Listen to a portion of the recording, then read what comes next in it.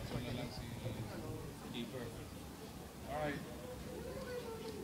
Um, well, first, it really helped us at the start when somebody's going to score like 21 points in the first quarter. That's going to be really big help for us, and that's what Kiefer did in the first quarter. And so I had I'd emphasized on how our bench had helped us through the last few games in winning those games. But so much for that already because it took Bon and Kiefer to score 52 points out of the 68. So offensively, there was really the effort of everybody getting them open, Bon especially on getting those screens and Kiefer starting that hot. But at the end, it was also our defense when it really counted. Adrian Wong against Alulino, although he scored a lot in the beginning, he was able to minimize Jello in the end. So again, what this win did for us is just to put us, I don't know how many games away from the fourth placer, but it gives us the opportunity to catch on the last two, the last two of the top two. Well, for me, I want to take away two things from the game. First of all, Kiefer practically dominated the first quarter, and he could have easily gone for 50 today, but he played to win. So he did every basketball play was necessary for us to win. And the second thing I want to point out is, even though the other guys, me and Kiefer combined for 52 of 68 points, but the other guys, we wouldn't have gotten this lead if not for them, not for the defense, not for their extra passing, not for their bringing down the ball, not for the rebounding. So even though the bulk of the scoring was with me and Keith, everybody deserves as much credit as we do. All right, and then again, let me commend Kiefer because the only reason why he was taking those shots was because his ankle was really hurting. Buti na lang pumasok. Hindi, bad shot lahat yun. Your thoughts about today, Chief, sir? Well, of course, you're thankful na nanalo kami. I guess it was just one of those nights in the first quarter. I was taking off-balance shots. I was making them. So, buti na lang, ginagay ni Lord yung bola. So, kasi sa akin, medyo wala pa akong explosiveness. Medyo shaky kasi minadali yung ankle ko. I injured it last Wednesday and we had to prepare for a very tough NU team. So I did everything. Probably I was back to around 70 to 75% of this game and everybody just grinded it out. Bon, I was telling Bon, let's just win whatever it takes. EK, Arvin, Adrian, Matt. Siyempre nakakatakot din kasi NU, they're in a situation that they must win everything. So alam ko yung system ni Coach Eric, hindi talaga papabayaan yan kahit anong mangyari, hindi talaga sila bibitaw. So I commend Coach Eric and the other guys, and we have to focus now on the time that we have to rest 10 days before we play again.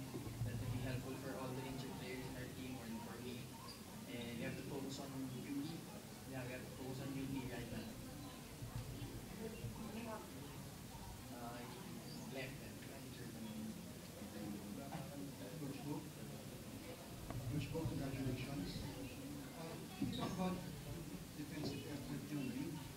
Over the last 2 weeks, it's been getting better. Can you talk about your adjustments defensively? Well, for this particular game, we talked about their main attackers, Jello and Alfred. We thought that if we could make some stunts, defensive stunts against both of them,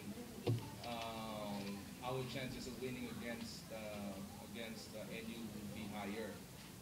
You have to remember that NU had been perennially skill. Itong season lang to nakadalawa kami sa kanila. And at the back of our minds, alam namin even in our first win, if not for those shots by Kiefer and the layup, I didn't think we were able to have made it. No? So itong again sa lahat ng naging career ko sa UAAP, ito na yung pinaka namasabi kong totoong panalo ko sa NU. Ito yung totoo.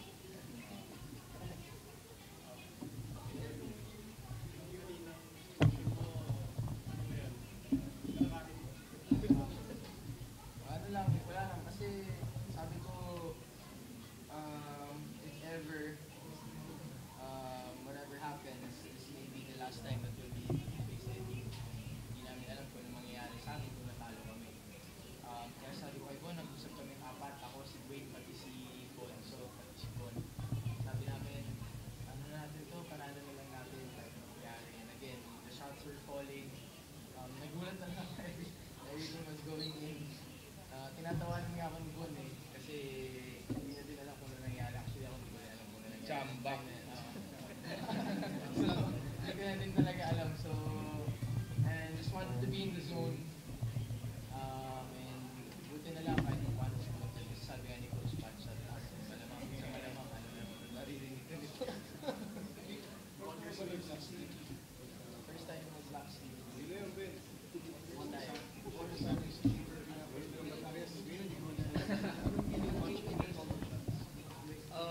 Actually, I was in disbelief during the game. I didn't want to. He was he wanted a high five for me during one of his 3-pointers. I'm not gonna meddle with your shooting touch right now. I didn't wanna bother him, but it Actually, was minsan lang kasi talaga. unbelievable performance.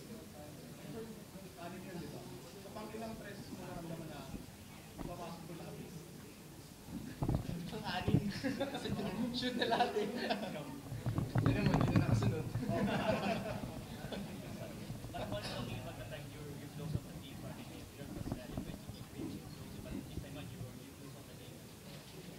Well, we can't rely on Kiefer every single game, you know. I mean, he does so much for the team, not just scoring wise, but on defense, gets the rebounds, gets points. So I'm just doing whatever I can to help the team win. So there's some games when, you know, Kiefer will be the one who closes out, or I will be the one who closes out, or maybe somebody else from the bench. But whatever happens, we just play to win. So.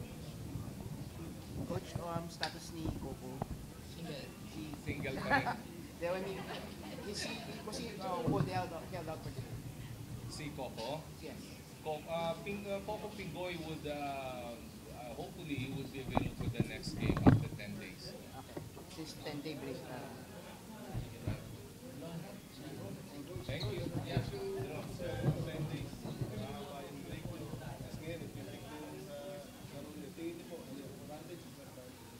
Well, unang advantage, makakapahinga si Kiefer, sila Bon, those who had heavy minutes. And syempre, yung disadvantage, hindi ko kayo makikita.